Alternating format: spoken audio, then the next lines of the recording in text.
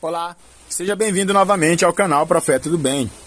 Quem não é seguidor, siga o canal para acompanhar novos vídeos. Ative o sininho para não perder nenhuma nova notificação. Hoje nós vamos falar sobre um livro bem curto, o livro de Judas, um livro que está antes de Apocalipse. Apesar de ser bem curto, é um livro bem direto que nos ensina muitas coisas. Então vamos para a leitura do livro de Judas e ao final da leitura eu quero explicar para vocês o que o livro de Judas quer dizer para nós. Mas isso sem aquelas explicações complicadas e demoradas de conceitos teológicos que envolvem palavras que você não entenda. Eu vou trazer uma explicação básica de entendimento para que você possa conseguir acompanhar e também, no futuro, ensinar a respeito deste livro. Então abram o livro de Judas a partir do capítulo 1. A leitura do livro de Judas é muito bonita e ao mesmo tempo muito forte. Ao final dessa leitura eu vou explicar para vocês. Judas, servo de Jesus Cristo e irmão de Tiago, aos chamados santificados em Deus Pai e conservados por Jesus Cristo, misericórdia e paz e amor vos sejam multiplicados. Amados, procurando eu escrever-vos com toda a diligência acerca da salvação comum, tive por necessidade escrever-vos e exortar-vos a batalhar pela fé que uma vez foi dada aos santos, porque se introduziram alguns que já antes eram escritos para este mesmo juízo, homens ímpios que convertem em dissolução a graça de Deus e negam a Deus, único dominador e Senhor nosso, Jesus Cristo.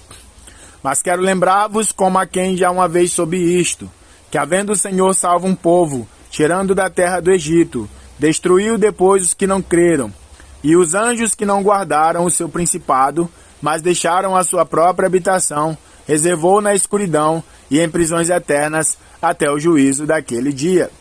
Assim como Sodoma e Gomorra e as cidades circunvizinhas, que havendo se entregue à fornicação, como aqueles, ido após outra carne, foram postas, por exemplo, sofrendo pena de fogo. E contudo também estes, semelhantemente adormecidos, contaminam a sua carne e rejeitam a dominação e vituperam as dignidades. Mas o arcanjo Miguel, quando contendia com o diabo e disputava a respeito do corpo de Moisés, não ousou pronunciar juízo de maldição contra ele, mas disse: O Senhor te repreenda, Satanás. Estes, porém, dizem mal do que não sabem, e naquilo que naturalmente conhecem, como animais irracionais se corrompem. Ai deles, porque entraram pelo caminho de Caim, e foram levados pelo engano do prêmio de Balaão, e pereceram na contradição de Coré. Estes são manchas em vossas festas de amor, banqueteando-se convosco, e apacentando-se a si mesmos sem temor. São nuvens sem água, levadas pelo vento de uma para outra parte. São como árvores murchas, infrutíferas, 2 vezes mortas, desarraigadas, ondas impetuosas do mar, que escumam as suas mesmas abominações, estrelas errantes, para os quais está eternamente reservada a negrura das trevas.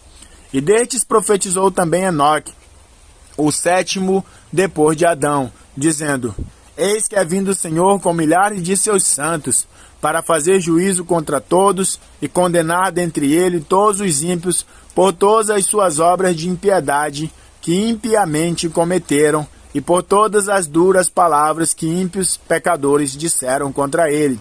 Estes são murmuradores queixosos da sua sorte, andando segundo as suas concupiscências, e cuja boca diz as coisas muito arrogantes, admirando as pessoas por causa do interesse.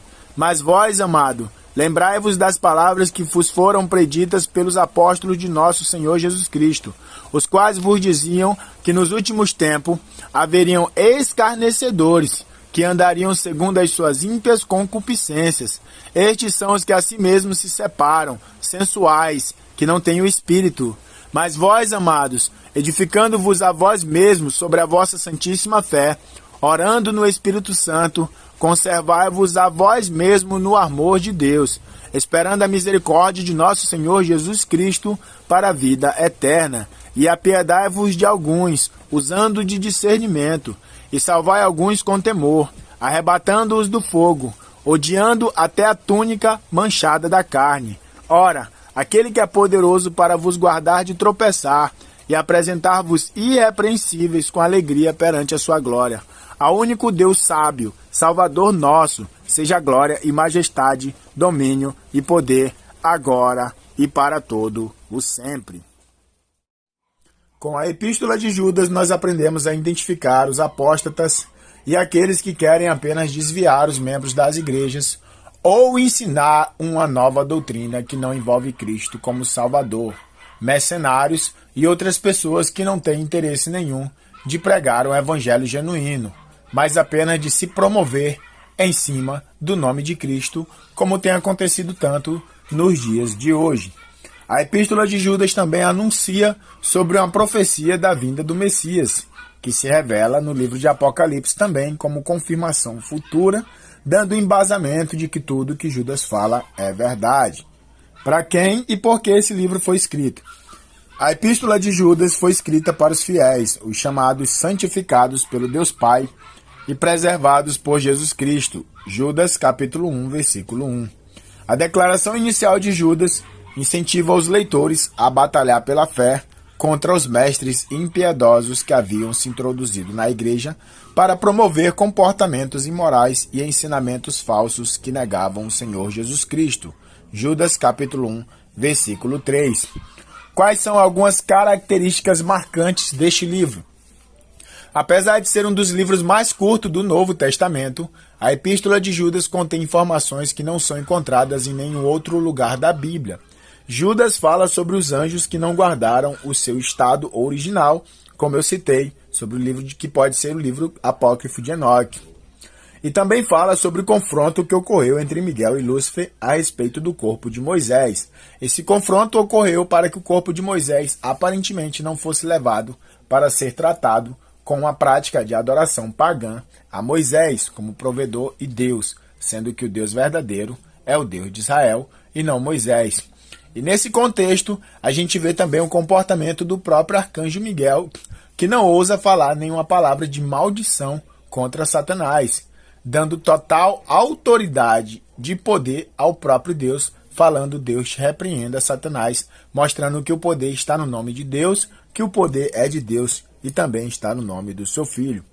Isso quebra a teoria de muitos cristãos nos dias de hoje, que desafiam abertamente o diabo em seus cultos, dizendo que podem pisar na cabeça do diabo, desafiá-lo e vencer. Judas considera isso uma prática imoral e errada e que não deve ser ensinada dentro da igreja.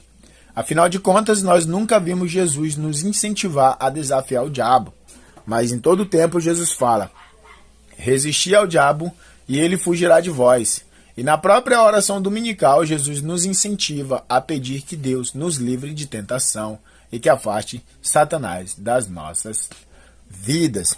Isso é muito importante para que novamente nós possamos identificar os falsos líderes que se promovem em cima da Bíblia com palavras pesadas e discursos muito extremos, desafiando até mesmo entidades hierárquicas com muito poder, quando na verdade o próprio arcanjo Miguel, que tem poder para expulsar Satanás do céu, não se comportou da maneira como muitos cristãos se comportam nos dias de hoje. E o resumo do livro de Judas é: batalhar pela fé.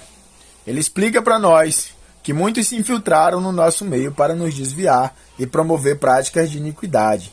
Ele adverte quanto ao julgamento que virá sobre estas pessoas que se afastam de Deus e aconselha os membros a edificarem sua fé e a conservarem a si mesmo no amor de Deus Pai. E este é um pequeno resumo do livro de Judas. Espero que vocês tenham gostado desta explicação e não faça como esses falsos mestres. Afaste Satanás usando o nome do Senhor e não desafiando ele para uma briga pessoal.